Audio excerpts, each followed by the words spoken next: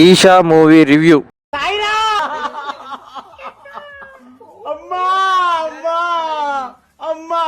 Horror movie అన్నారు, తీరా వెళ్ళి చూస్తే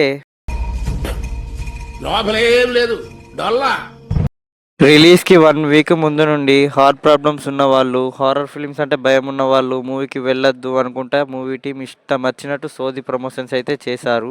మూవీ మొత్తంలో నేను ఒక్క సీన్ కూడా భయపడలేదు. మూవీ టీం హారర్ అంటే జస్ట్ దయాన్ని చూపించకుండా బ్యాక్గ్రౌండ్ మ్యూజిక్ తోటే భయపెడదాం అనుకున్నారు. ఈ విషయంలో కంప్లీట్లీ ఫెయిల్ అయ్యారు.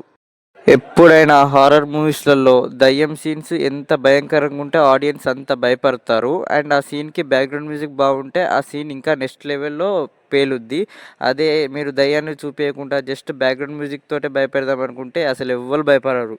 బ్యాక్గ్రౌండ్ మ్యూజిక్ అయితే అస్సలు బాగాలేదు. సినిమా మొత్తం బ్యాక్గ్రౌండ్ మ్యూజిక్ లౌడ్గానే ఉన్నది. ఆల్మోస్ట్ చెవులు పోయినంత పని అయింది. మూవీ స్టోరీ వచ్చేసి 4 ఫ్రెండ్స్ అయితే ఉంటారు. వాళ్ళకి దయ్యం మీద నమ్మకం ఉండదు. సో దయ్యం పేరు చెప్పుకునే బాబాస్ అందరూ ఫేక్ అని వాళ్ళు ప్రూవ్ చేస్తూ ఉంటారు. అలా ఒక బాబాని కలిసాక ఏం జరిగింది అనేదే స్టోరీ.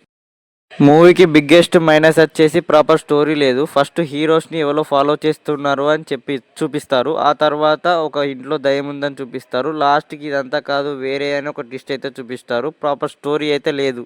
హారర్ సీన్స్ అయితే మూవీలో %1 కూడా వర్క్ కాలేదు. అలాగే 2-3 జంప్స్కేర్ సీన్స్ కూడా పెట్టుకున్నారు, అవి కూడా వర్క్ కాలేదు. విజువల్స్ ఇంకా గోస్ట్ విఎఫ్ఎక్స్ వచ్చేసి బాగానే పుల్ ఆఫ్ చేశారు. డైరెక్షన్ బాగాలేదు, బ్యాక్గ్రౌండ్ మ్యూజిక్ వరస్ట్, సాంగ్ కూడా ఉంటుంది ఈ మూవీలో. ఆ సాంగ్ అయితే అవసరమే లేదు, అనవసరంగా పెట్టారు. పర్ఫార్మెన్స్ వచ్చేసి అఖిల్ రాజ్ పర్ఫార్మెన్స్ బాగుంది. కొన్ని సీన్స్లో భయపడుతూ చాలా బాగా యాక్ట్ చేశాడు. మిగతా యాక్టర్స్ పర్ఫార్మెన్స్ అయితే బాగాలేవు. ఓవరాల్గా మూవీ అయితే అస్సలు బాగాలేదు. మూవీకి రేటింగ్ ఇవ్వడం కూడా అనవసరమే. నా రివ్యూ మీకు నచ్చినట్టయితే నా ఛానల్ని ప్లీజ్ లైక్ చేయండి, షేర్ చేయండి, సబ్స్క్రైబ్ చేయండి.